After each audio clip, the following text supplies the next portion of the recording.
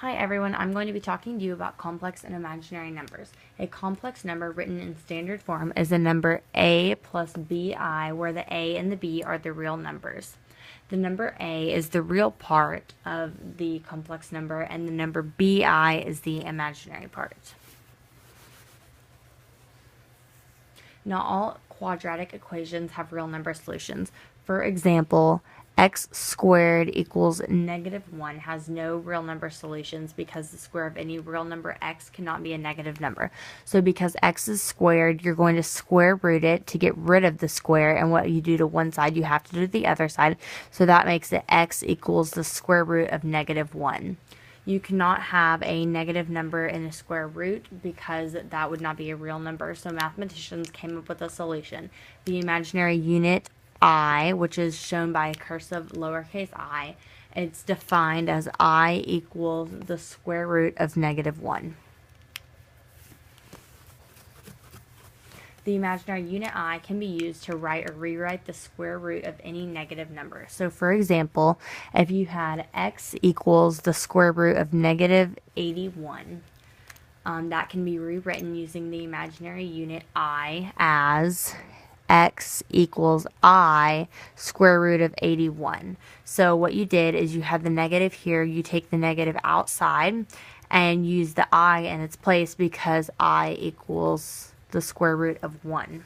And because the square root of -1 times the square root of -81, that would make it positive 81, but you don't want to multiply the square root of -1 if there were another value here, because that would also make that a square root, like if it were a denominator at the bottom of a fraction. So instead we just use I because it's a lot simpler.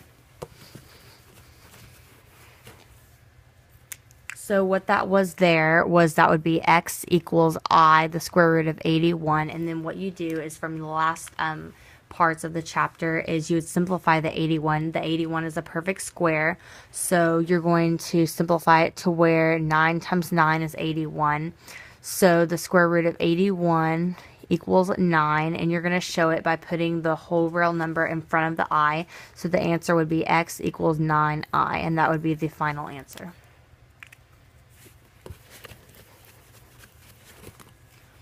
Also, in doing this, you're going to simplify problems such as the square root of -200. What you do with this is since it's the square root of -200, what I like to do to split it up is I'm going to make it the square root of -1, which makes it negative in the first place, times the square root of positive 200. From there, you know that the square root of -1 is I, because I equals the square root of -1. And then with the square root of positive 200, you're going to break it down to make it in its simplest form. So let's do the square root of 100 times the square root of 2, because 100 times 2 is 200. And the square root of 100, that's a perfect square because 10 times 10 equals 100. So you're going to use that 10, and you're going to use the square root of 2 because you can't break that down anymore, and you're going to combine all of the I, the 10, and the square root of 2.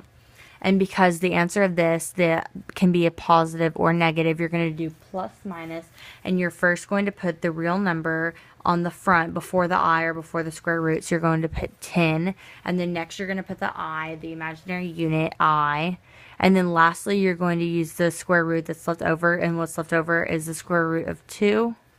So right there, that would be your final answer.